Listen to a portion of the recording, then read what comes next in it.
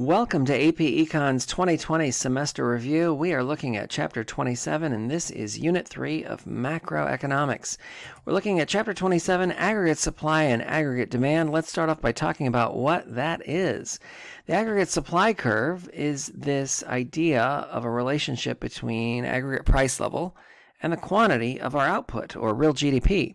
So an upward sloping supply curve like we saw in our basic supply curves, but an aggregate supply curve essentially shows all of the relationships of all of the different price levels and quantities of our real GDP in terms of what's being supplied in our economy. This includes real GDP, as I mentioned, which is aggregate output. That's the idea of consumer spending, investment spending, government spending, and net exports, or exports minus imports, to lead us to this aggregate supply curve. It is a short-run aggregate supply curve in that nominal wages are sticky. So what we are paying our workers is going to be sticky in the short run, not sticky in the long run. And the important piece here that this supply curve includes all of our resources, all of our factors of production. So this includes natural resources, human resources, the sticky wages, as well as any capital resources that we're needing and to supply as part of producing goods and services as part of our real GDP. So whatever those resources cost, that is indicative of what is included here in the short-run aggregate supply curve.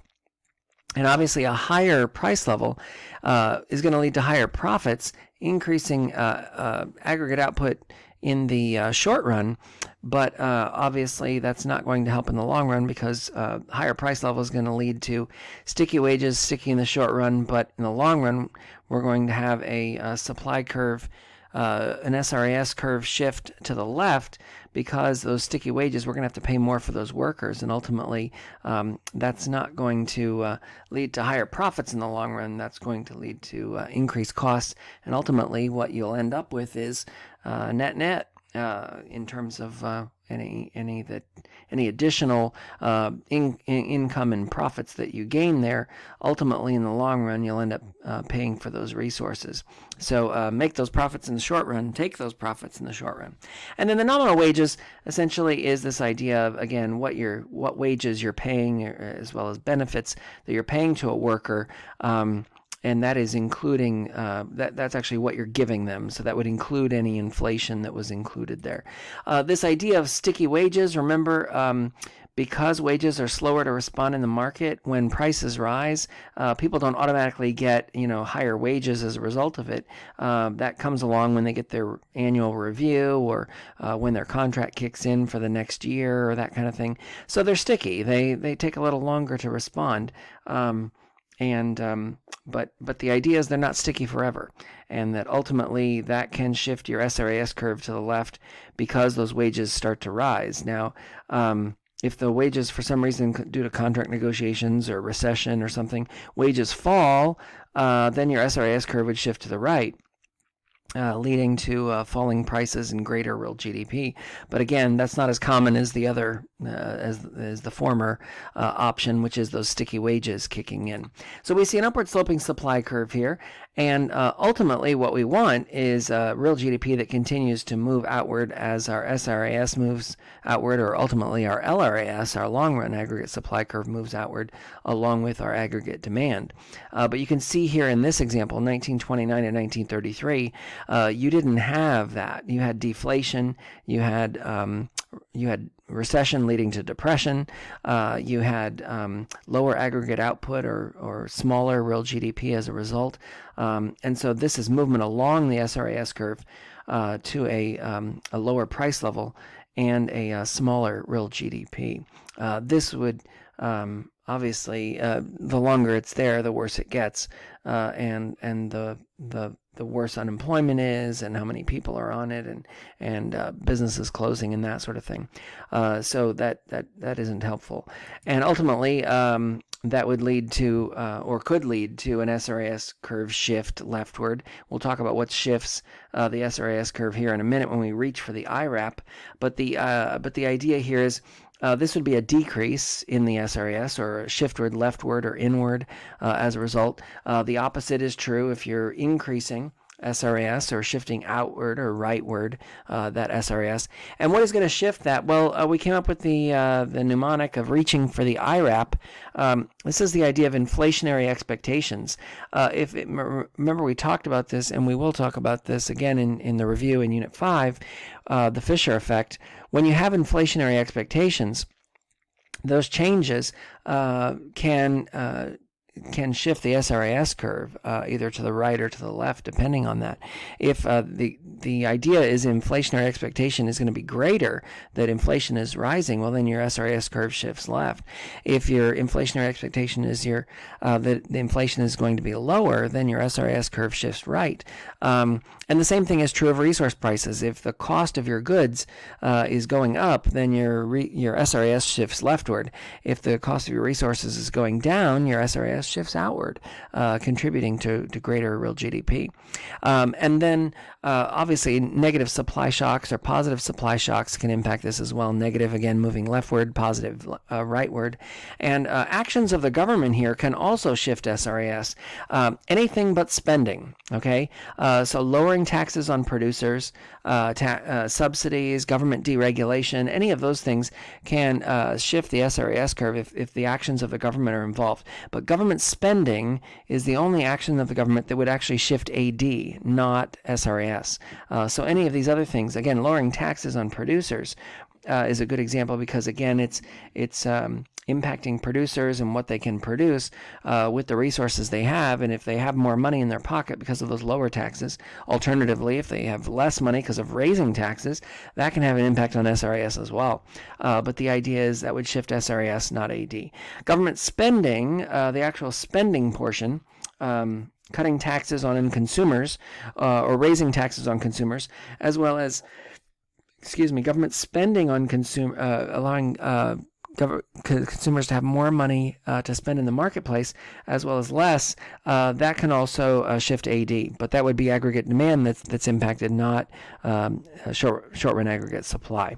And then the last one is productivity changes. Obviously, as new technologies and new innovations take shape, the productivity changes can have an impact here as well.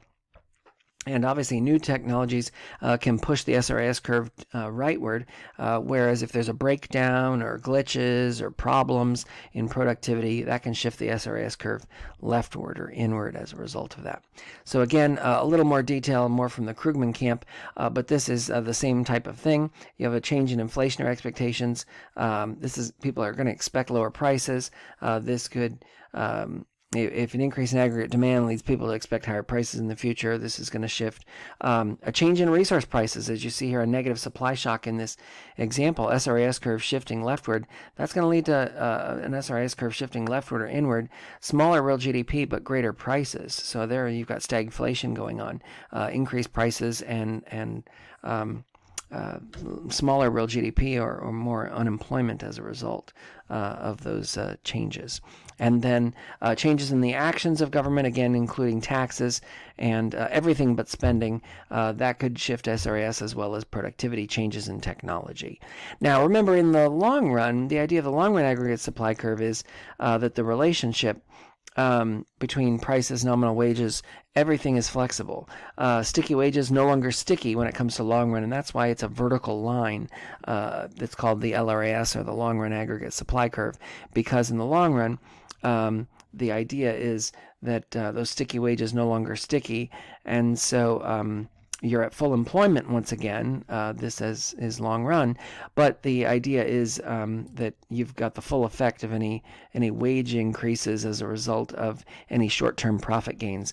So, and if you may remember in class we talked about this.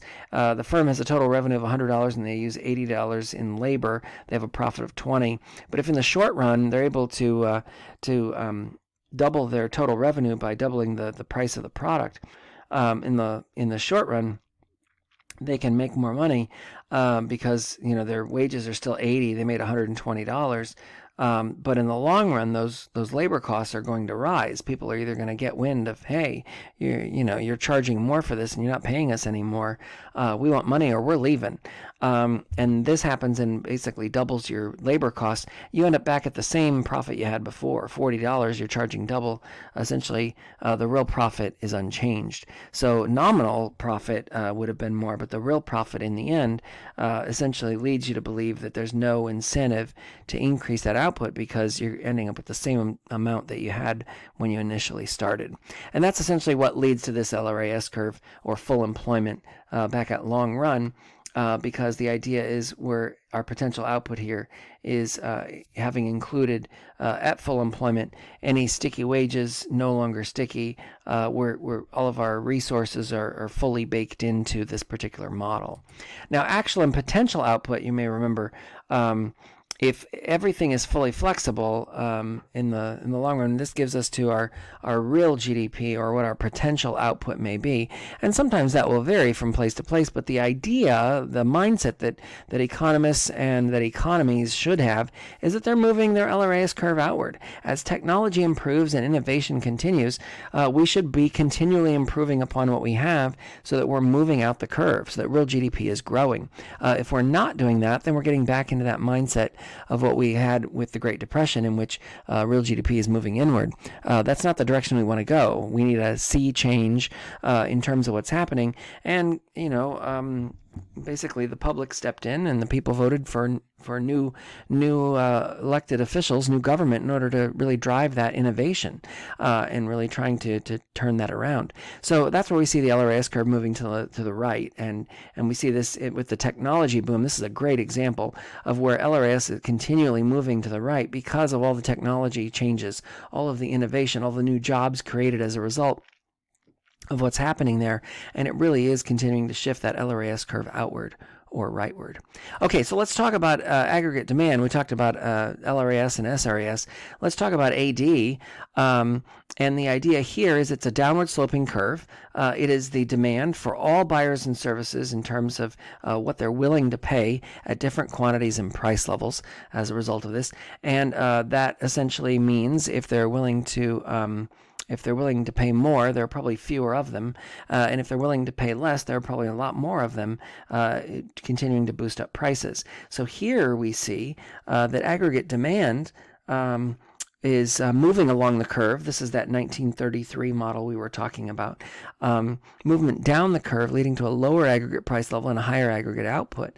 When you have a shift of SRAS moving outward, you would be moving the aggregate demand along the curve. That would be leading to a lower price level. So that's why when SRAS shifts outward, you end up with a lower aggregate price level, because demand is moving along the curve, and with more resources or cheaper resources as a result of SRAS moving to the right, you have a lower price level and a greater real GDP.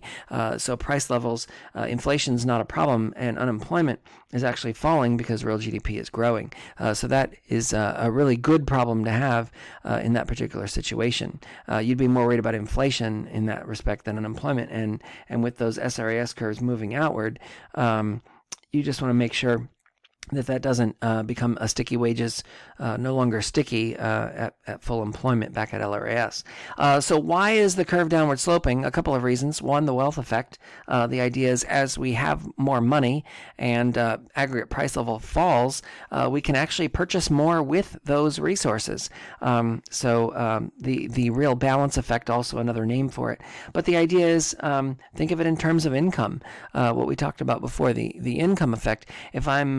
If prices are falling and I have a particular amount of income that is steady, then my purchasing power is greater, and this is true here. Now, the interest rate effect, if aggregate price level is falling, and the idea is with the interest rates, even if interest rates rise, this fall in investment and consumer spending is leading to me to borrow less money or less likely to borrow money if interest rates are rising. But if interest rates are falling, my purchasing power is greater. I'm going to borrow that money. I'm going to use it, and that is going to lead to the downward sloping curve. So with interest rates higher, I'm going to borrow less. With interest rates lower, I'm going to borrow more. And then the foreign trade effect is this idea of with price levels rising, and this kind of gets into Unit 6, but the idea that foreign buyers are going to purchase fewer goods. Americans are going to buy more foreign goods as a result of that. So if our price level is higher, this is why the president doesn't like a strong dollar, because the concern there is that people are going to buy less American products if the dollar is too strong, and you want a weaker currency for people to buy stuff. But it kind of misses part of the point, which is you don't just make it up in goods. There's also the goods and services that are being produced there, and most economists would say, well, if you have a stronger dollar versus a weaker dollar, yes, you're not going to make it up in the goods people are buying, but you're going to make it up in services that they're investing in and buying as a result. They're going to be investing in companies. They're going to be investing in services and other products, financial products that are going to be sold. It's not just about buying, goods that are necessarily being produced. So what shifts the aggregate demand curve? We look for a sign. And this sign is essentially spending by consumers. That can shift the AD curve. So a change in consumer spending, such as the recession that we're in due to the pandemic, that shifted the aggregate demand curve to the left. Investment spending, and this is the idea of capital investment. So this is businesses investing, not stocks and bonds investing. Keep that in mind, because remember, that doesn't contribute to GDP. Only the services, the fees that they're charging would. So investment spending here is like businesses investing in capital, businesses investing in future products and services that they're selling. That would shift AD. Government spending. Now remember, this is government spending. Taxes on producers would be SRAS, but cutting taxes here would be included in that government spending, and that would encourage more AD. Likewise, if you raise taxes and cut government spending, you'd be shifting aggregate demand to the left or inward. And then net exports. If you have exchange rates or a recession in other countries, other types of things that could impact what you're exporting or sending to those countries, that could shift AD to the left. Or if they're in an expansionary period and they're importing more, which means we're exporting more, that can shift AD to the right as well. So we look for a sign in terms of what would shift aggregate demand here. And we can see the same is true in more detail in terms of consumer wealth. Could be a change in consumer spending. Boom in the stock market leads to a shift in aggregate demand because more people are buying goods and services versus consumer expectations in terms of people fearing that recession, as I talked about before. That can have an impact here. Cutting taxes also increases consumer spending, and that can help, as well as interest rates, as I mentioned. Changes in government spending. They're spending it on war. They're spending it on recession, a stimulus package like the government just did. In phase 3, all of those types of things can shift aggregate demand and definitely have. Now, what you have to be careful of here is, as we know, aggregate demand was shifting because of recession, but the change in government spending, is that just taking us back to where we were? And in some cases, we hope so, because the concern is that aggregate demand is moving at such a pace leftward or inward that it is causing that recession and causing more concern as a result. And then the exchange rates, as I talked about. If another country is in recession, they're not importing as many goods, which means we're not exporting as many goods. That can lead to a shift in aggregate demand as well. And again, this aggregate demand shift to the right, or it can be an increase in AD, is a rightward or outward shift versus a leftward or inward shift being a decrease in aggregate demand. So remember, the difference between movement along the curve versus a shift of the curve, if they're talking about quantity demanded or aggregate demand shifting versus aggregate demand moving along the curve, that essentially still applies with aggregate demand and short-run aggregate supply. No difference there. Let's talk about the multiplier effect for a second. So the important piece here is that why do we want people to come to our city for the Olympics or the Super Bowl or other events that are happening? Why are the convention centers so popular in so many cities? It's not because of people coming and buying an admission ticket to go to the convention. It's about all the other money that they spend, and this is included in what we call the multiplier effect. The idea that you're coming for the Super Bowl, but you're going to stay in a hotel, you're going to eat at restaurants, you're going to buy lots of souvenirs and other types of items. You're going to go shopping and spending other money around town as you look at the sights. Maybe you're going sightseeing and seeing some other things, maybe a boat ride or something like that. There's lots of other things that you can do, and that multiplies the effect of how much spending is actually taking place. So the Super Bowl itself, yeah, the ticket, is going to the NFL, but the idea is that you have a lot of other spending in that city that's happening and taking place that is impacting the economy at a much greater rate. So what impact does it have here? Well, that depends on how much is being spent, and government spending has this multiplier effect just the same. So how much it increases aggregate demand is going to depend on how much they're willing to spend versus how much they're willing to save, and that leads us to our MPC and MPS. If you remember, MPC is the marginal propensity to consume, and MPS is the marginal propensity to save. They both add up to 1. So if you know one, you can get the other. In terms of, if you know MPC is 0.8, then you know that MPS is 0.2. And conversely, if you know that MPS is 0.5, you know MPC is 0.5, because MPC plus MPS has to equal 1. How do we get an MPC? Well, a lot of times they're going to give you the number already, but in some cases they would tell you what the change in consumption is over the change in income. This is going to give us the MPC, or the marginal propensity to consume, and that essentially would help us to know use it for calculating the multiplier, which is 1 over 1 minus MPC, which we'll get to in a second. So if you received $100 and you spent $50, obviously the change in consumption versus the change in income would be 1/2 or 0.5, and you can calculate those in addition. The marginal propensity to save is the same type of thing. The only difference here is they're saving it rather than consuming it. Think of this as leakage in the circular flow. Money that's being spent by government in the economy. What is the big complaint came out in the journal this week about what people are doing with their stimulus checks? They're not going out and spending them. They're using them to pay off their bills. They're using them to buy food. They're not going out and buying other things with them. Shocker. It's a recession. People are worried. They're worried. Maybe some of them don't even have jobs. So there's leakage in that circular flow, in that there's a lot of MPS, in that people aren't just going out and spending. They're not just consuming and using up those goods. They're doing a lot of saving too, and that's a big leakage in the economy that does have an impact here.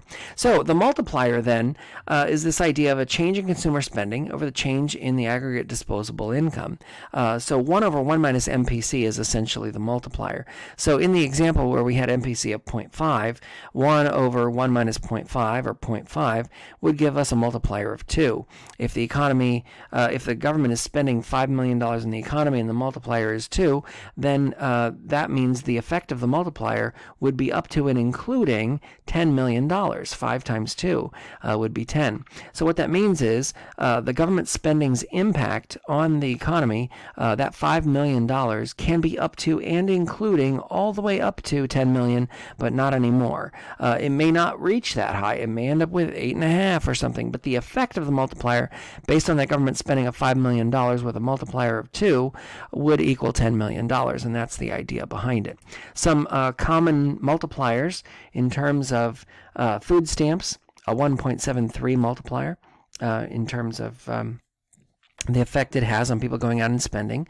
Notice a payroll tax holiday. People aren't spending it, they're saving it. The Bush tax cuts are a good example of this. The stimulus checks, I guarantee in the next textbook will be added to this, and it will be negative in nature because people are using it not to go out and consume and buy goods, but to save. And there's a lot of leakage as a result of that. Anytime you're issuing a check or a tax rebate, the money's going to go back into savings, not into consumption.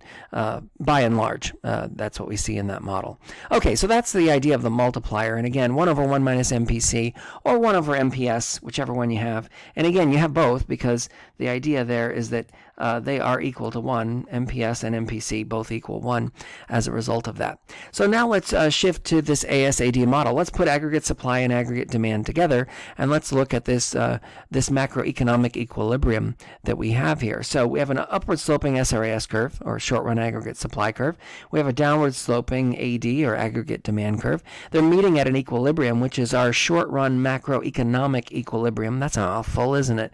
But we can call it equilibrium for short. And then we have an aggregate price level at equilibrium, which is our PE.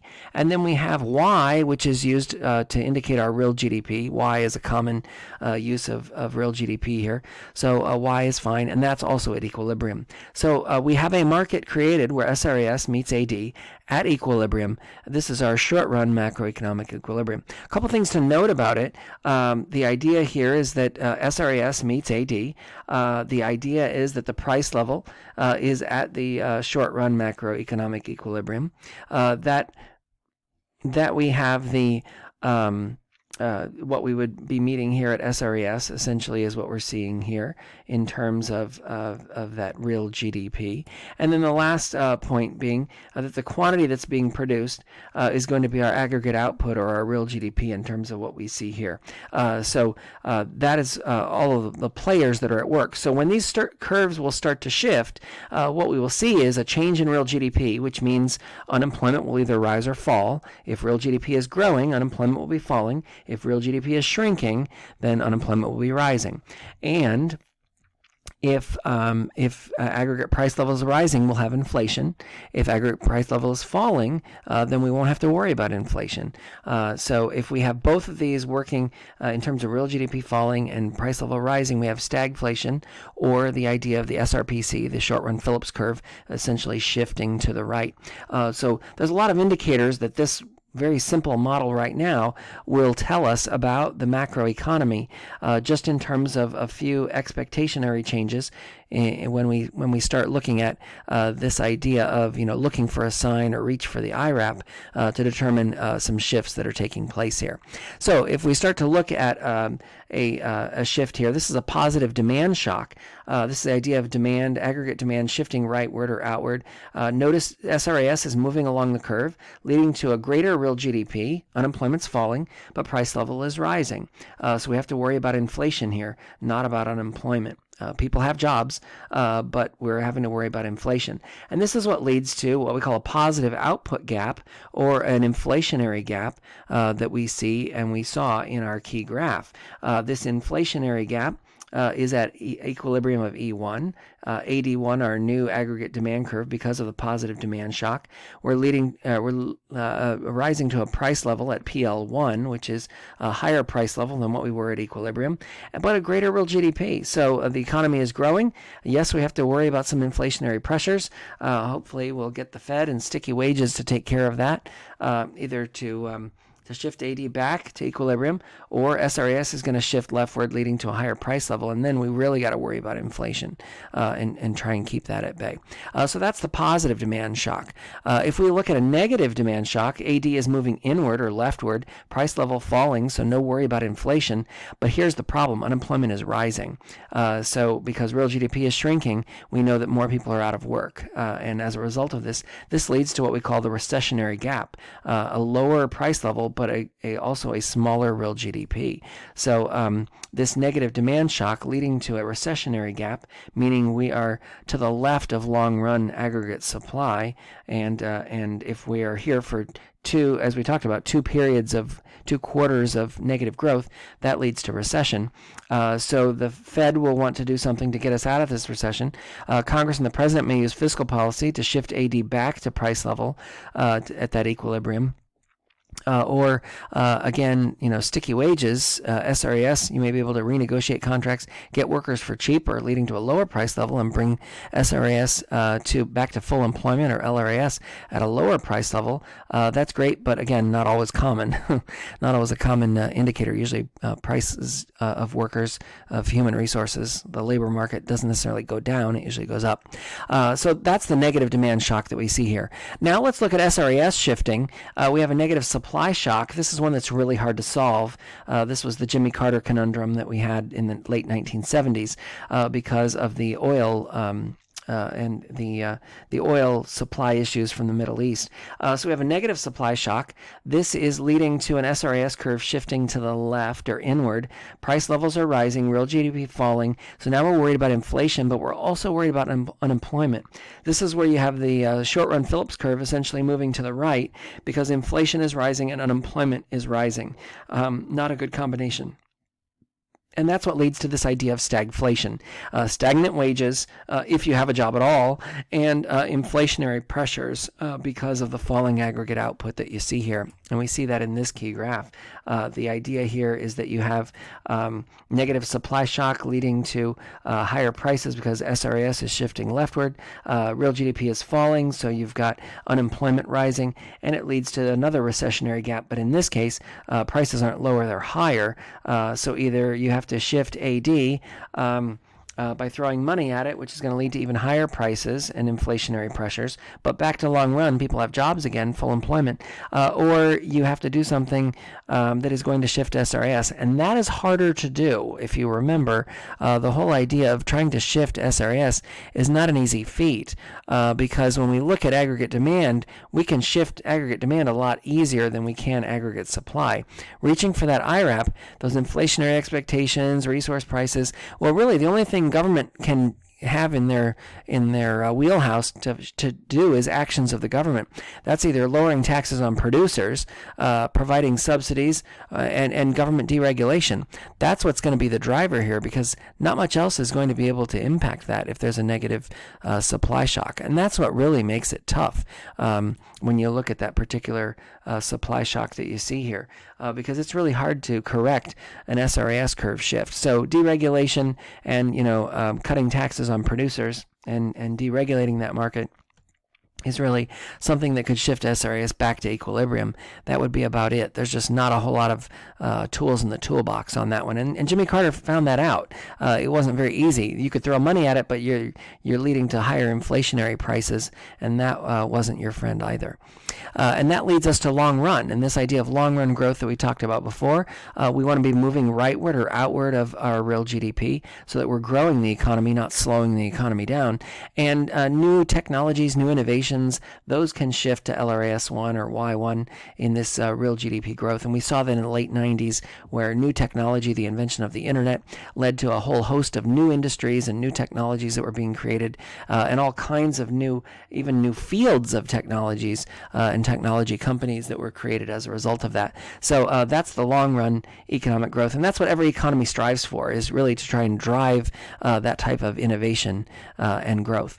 And that leads to what we call long-run macroeconomic equilibrium, or the idea of getting back to long run, getting back to full employment, and moving the curve. If you think about LRAS, and I always tell students this, think of LRAS as a very large PPC, or a PPF.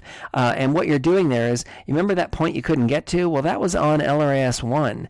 And that point you couldn't get to because it wasn't feasible, that point D, you can get to it now because you've essentially shifted out that big PPF. So if you look at LRAS curves as kind of the bottom parts of PPFs or PPCs, essentially it makes a lot more sense because the LRAS is essentially moving that, with technology and innovation, moving out to that pushing out that PPC. And LRAS is the result of that push out to the PPC. So that's what we see there. Ultimately, what do we want to do? We want to keep moving that potential output so that SRAS curve shifts lower, AD shifts or SRAS curve shifts to the right or outward, AD shifts outward and rightward, and we end up at an LRAS 1 or 2 or whatever the case may be over to the right of it as we continue to push out those curves. So that's really what we continue to see as a result of that. Okay, so just to do a little bit of review here as we start to see shifts that are taking place and kind of how this gets back to long run. So go from short run to long run. In terms of the effects, here's a negative demand shock that we talked about before. So we have a price level falling and real GDP is falling, unemployment is rising. So what happens as a result of that then we start to see a reduction in the price level. And as I mentioned, unemployment starts to rise, starts to be a problem because of the real GDP falling. So what happens is those sticky wages are no longer sticky, meaning contracts renegotiated. Hey, these are tough times. You should be happy you have a job, kind of thing. That leads SRAS back to long run at a lower price level. So we're at full employment, no worries about unemployment there, and at a lower price level, no worries about inflation either. So that may be a shift of the SRPC, or the short-run Phillips curve, inward or leftward as a result of what's happening here, and that really does have an impact in terms of how we go from short run, or from long run to short run to long run again. And it's really important to kind of keep that in mind in terms of how that all plays out. Now you can see when we're back at long run, another shift in AD going the other direction in terms of a positive demand shock. AD shifts outward or rightward, leading to that inflationary gap. But what happens? What do we know about SRAS? Sticky wages, they're not sticky in the long run, and so sticky wages will lead to a shift in that SRAS curve, leading to a higher price level. So we're back at long run, don't have to worry about inflation, but we don't have to worry about unemployment, but we do have to worry about inflation. That could be a problem as we get back to full employment, and we're going to keep an eye on that and make sure that isn't as problematic as we may be concerned with. Now, what's the point of this long run macroeconomic equilibrium? Well, as Krugman talks about, the idea is it's self-correcting. This gets back to the idea that many economists had during the Great Depression, which John Maynard Keynes argued the opposite of, and that was, hey, the economy is going to correct itself, and you just got to wait for it to happen. It's just going to take some time. There's a lag, of course. Look at how SRAS and sticky wages and all that. And John Maynard Keynes said, hey, people are starving to death out there. In the long run, we're all dead. Sometimes government has to step in and provide some things in the economy in order to make things happen. And so sometimes it may be self-correcting, but it may take too long in order to get to that self-correcting mechanism. And that really is the problem and the driver there. And a good example of this is with negative supply shocks, as I talked about, the Jimmy Carter conundrum. How do you solve a problem like an SRAS curve shifting leftward when you have no control over oil access from other countries?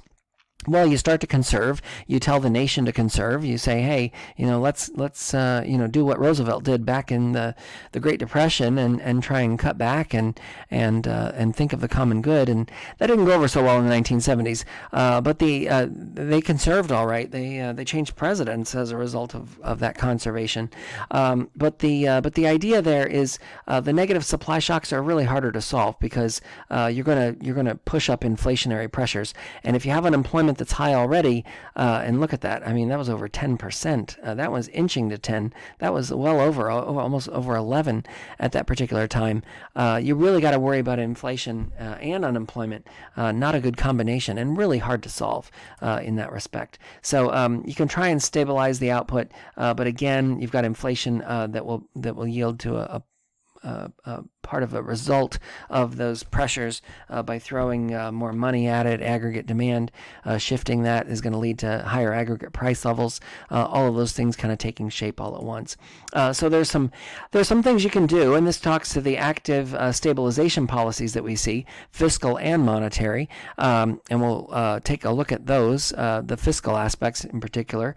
The monetary, Bird, and we'll talk more about that in coming up in the next unit, but with monetary policy, the idea of Bird, bonds, buy to grow, sell to slow. So buy bonds, the government's going to buy them in order to put money in the hands of individuals to get them to go out and spend that money, versus sell bonds to take money out of the economy, lowering interest rates to grow the economy and raising interest rates to slow the economy down, as well as lowering the reserve requirement to grow the economy and raising the reserve requirements in order to slow the economy down. And the same thing with the discount window, lowering those rates on borrowing money from bank to bank in order to meet the reserve requirement, in order to grow the economy, and then raising those rates to slow the economy down, if you remember the Bird strategy, which again we'll talk about in the next unit.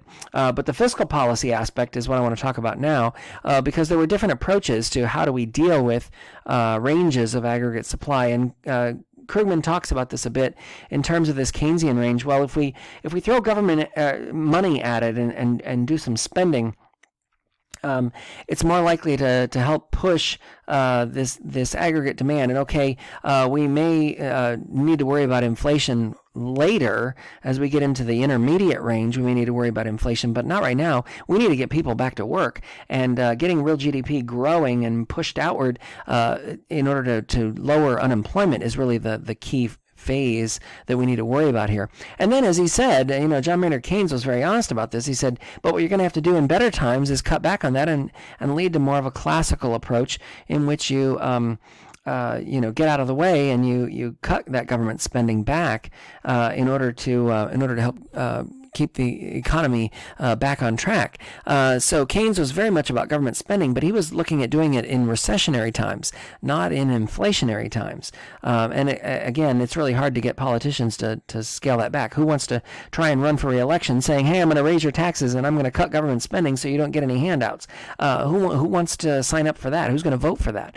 Virtually no one. So that makes it a little harder in terms of how to manage there. But the idea here is classical wasn't an approach that was working during the Great Depression either.